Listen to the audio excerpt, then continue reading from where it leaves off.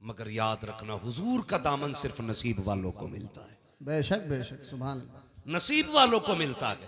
हजरत मैं फख्र से कहता हूँ, बुरा ना मानिएगा जी। कुछ लोग अगर वकील हैं तो उस वक्त तक रोटी नहीं मिलती जब तक झूठ को सच, सच को झूठ साबित न कर दें। जी हाँ, दीवान जी हैं तो उस वक्त तक रोटी हलक से नहीं उतरती जब तक किसी गरीब का खून अपने पैसों के जरिए, कलम के जरिए उसके खून को पसीने में बदल के नोच के ना, निचोड़ के ना पी ले। बहुत गौर से मेरी बात सुनना। जी जी। मगर हमें अपनी किस्मत पे नाज है, हमें उस वक्त तक रोटी नहीं मिलती जब तक मदीने वाले की बातें नहीं कर लेते। ये अपना अपना नसीब है यार, अपना अपना नसीब है। खाते हैं तेरे दर का, वाह सुभान पीते हैं तेरे दर का, क्या कहने, पानी है तेरा पानी, दाना है तेरा दाना, सुभान जोर से दाना है तेरा दाना। दाना। हम तो खाते ही हुजूर का है, खाते ही हुजूर का है। अल्लाह अकबर। बहुत गौर से मेरी बात सुनना। जमींदारी अपनी जगह, यही उम्र है, यही उम्र है जिनको अपने ऊंट का पता नहीं चलता था, मिंबर पे बैठे हुजूर की गुलामी क्या मिली, जब तक बिके न थे तो कोई पूछता न था, तुमने खरीद कर हमें अनमोल कर दिया। बेशक बेशक, हुजूर की गुलामी मिल गई। और एक बात और बता दूं, हुजूर के इश्क के लिए जुब्बा व दस्तार शर्त नहीं है। यह जरूरी नहीं है जो इमाम हो उसी के सीने में हुजूर का इश्क उतरे, जो अल्लामा हो उसी के सीने में हुजूर का इश्क उतरे। हुजूर का इश्क है, रब करम कर दे तो पत्थरों के जिगर में उतार देता। वाह सुभान अल्लाह।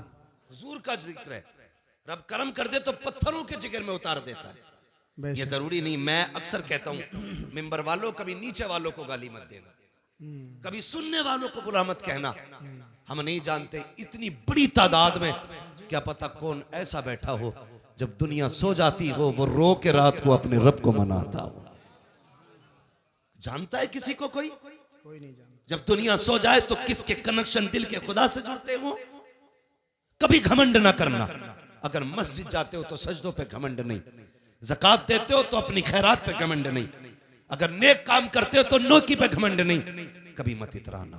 तुम नहीं जानते रात में कितने ऐसे हैं जो छुप के इतनी बड़ी नेकी करते हो जो हमारे ख्याल में भी नहीं आती। और एक बात याद रखना, रब बड़ा करीम है, बड़ा करीम है। इतना करीम है, इतना करीम है कि अगर वो चाहे तो कुत्ते को पानी पिलाने वाली एक फाहिशा को जन्नत दे देता है। मगर तेरे दिल क्या जो सोच है, तेरे दिल में क्या गुजर रहा है, वो बेहतर होना चाहिए, वो बेहतर होना चाहिए। यही उम्र है। गौर से सुनना। ऊंट नहीं मिलता था, हुजूर के गुलाम हो गए, मिंबर पे बैठे आवाज दे के कहते इस्लाम की फौज लड़ रही है कई मील फासलों पर, महीनों की मसाफत थी। हजरत उमर कहते थे या सारी अल जबल, सारिया पहाड़ पकड़ो, अगर पहाड़ पे न चढ़े तो हार जाओगे। लोग सन्नाटे में, उमर किससे बात कर रहे हैं, उमर किससे बात कर रहे हैं। मिंबर से उतर गए, कोई बात नहीं, आई गई बात हो गई। 1 महीने के बाद लश्कर पलट के आया। कितने दिन के बाद? सारे बोले कितने दिन के बाद? 1 महीने के बाद पलट करके आया। लोगों ने कहा करम है रब का और एहसान है उमर का।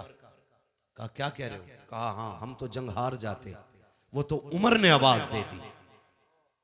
कहा कब? का महीना हो गया। उमर ने कहा था या सारी अल जबल, सारिया पहाड़ पकड़ो। कहा उमर ने यहां से कहा, हमें ऐसा लग रहा था हमारे कान के पास उमर बोल रखे हो। लोगों में चर्चे हो गए, अरे उमर मिंबर पे बैठ के मीलों दूर महीनों की मसाफत तक का देख ले रहे, देख नहीं बल्कि आवाज भी पहुंचा दे रहे। बात चलते चलते मक्का शरीफ आ गई। मक्का शरीफ में आपका एक दोस्त था जो अभी हालत कुफ्र में था। उसको पता चला कि उमर यार इतना बढ़ गया है कि यहाँ बैठे बैठे वो मीलों की मसाफत तक का देख लेता है, कई मील दूर अपनी आवाज पहुंचा देता है। मक्के से सफर करके मदीना शरीफ आया। आने के बाद का लोगों उमर कहाँ है, उमर कहाँ है? किसी ने कहा लहजा संभाल के बात कर, वो अमीरुल मोमिनीन है, जबान संभाल के बात कर, इस वक्त का बादशाह है उमर, आधी दुनिया का हुक्मरान हुक्मरान है उमर। उसने कहा तुम्हारे लिए हुक्मरान होगा, मेरा तो यार लगता है, बचपन का साथी है, किधर मिलेगा उमर? कहा जाओ मस्जिद नबी चले जाओ। जब वो गया उमर, हजरत उमर मस्जिद से निकल रखे थे, उसने गले में हाथ डाला, कहने लगा यार उमर बता तो सही, कल भी तू था आज भी तू है, कल तेरा ऊंट गुम जाता था तो हम तलाश करके लाते थे, आज भी तू उमर है, यहाँ बैठे बैठे सुना के कई मील दूर तक का देख लेता है। आपने कहा तूने सच ही सुना है। उसने कहा था उमर बता तो सही, पहले भी तू था आज भी तू है, पहले तुझे नहीं दिखाई देता था, अब क्या बात है कि मीलों दूर का देख लेता है? उमर ने कहा था अरे सुन, जब तक तेरे यार थे कुछ नहीं देखते थे, जब से इनके यार हो गए हैं ज़माना देख ले। सुभान अल्लाह। नाराए तकबीर, नाराए रिसालत, उलमाए अहले सुन्नत। यही उमर है, बदलो अपने आप को याद, यही उमर है। आधी दुनिया का बादशाह मकाम तहामा में पहुंचे, खड़े होकर रोने लगे, खड़े होकर रोने लगे। कौन रो रहा? आधी दुनिया का बादशाह। जब रोए ना, किसी ने कहा क्या बात है उमर, आधी दुनिया पे हुकूमत है, तेरा डर इतना कि शेर बकरी एक जगह पानी पीते, इतनी जुर्रत वाला उमर रो रहा है, जिसके सामने रूम और कैसर थर थर कांप रहे, वो रो रहा है। कहने लगे हाँ, इस जमीन को देख के मुझे कुछ याद आ रहा है। कहा क्या? कहा एक दिन मैं इस जमीन पे अपने बाप के साथ आया था और 5 ऊंट मेरे बाप ने मेरे हाथ में दिए थे, कहा था इन्हें लाइन में लगा। कहते मैं 5 ऊंटों को लाइन में नहीं लगा पा रहा था, एक को आगे करता था, दूसरा पीछे हो जाता था, उसे आगे करता, तीसरा पीछे हो जाता। कहा 5 ऊंट एक लाइन में नहीं लग रहे थे। कहने लगे कल भी उमर था आज भी उमर है, कल 5 ऊंट लाइन में नहीं थे, आज आधी दुनिया उमर ने लाइन में खड़ी कर दी है। कर रो क्यों रो? कहने लगे मेरी कोई औकात ना थी, जो कुछ भी औकात मिली है ना ये हुजूर के नालैन के सदके में मिली है। किस चीज पे घमंड है हमें? जमीन, ये दौलत, ये जायदाद, क्या है ये कुछ भी नहीं। खुद सोचो, जाओ अपनी हवेली पे जाके देखना, अगर पुराने जमींदार हो ना तो कभी अपने दरवाजे पे निशान देखना, कितनी तख्तियां बदल गई हैं।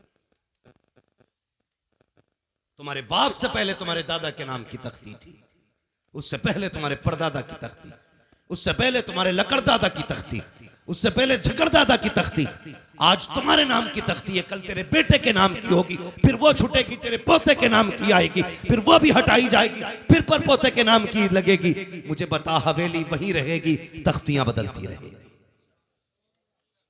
बोलो रहेंगी? तुम नहीं रहोगे, तख्तियां बदलती रहेंगी, हवेली वही रहेगी, जमीन वही रहेगी, मकान वही रहेगा, लेकिन तुम नहीं रहोगे। फिर किस चीज पे अकड़ है? किस चीज का घमंड है? आज लोग कहते हैं कि भाई मेरे सामने कोई टिक सकता है, मेरे सामने कोई बैठ सकता है, थाने में जाऊं तो फला खड़ा हो जाता है, यह भी कोई वजूद है? यह भी कोई बात है कि तेरे आगे कोई नहीं टिकता? किसी ने कहा था बड़ा कौन है, तो किसी ने कहा बड़ा वो है जिसके आगे सारे छोटे लगे। एक अक्लमंद ने खड़े होकर कहा नहीं, बड़ा वो नहीं जिसके आगे सारे छोटे लगे, बड़ा वो होता है जिसके आगे कोई अपने आप को छोटा ना समझे। वो सबसे बड़ा होता है जिसके आगे कोई छोटा ना लगे। और वो कौन है? वो तेरे मेरे नबी की जात है। हाँ, वरना हकीकत तो ये थी, तेरे आगे यूं है दबे लचे फुसहा अरब के बड़े बड़े, कोई यूं के मुंह में ज़बान नहीं, नहीं बल्कि जिस्म में जान नहीं।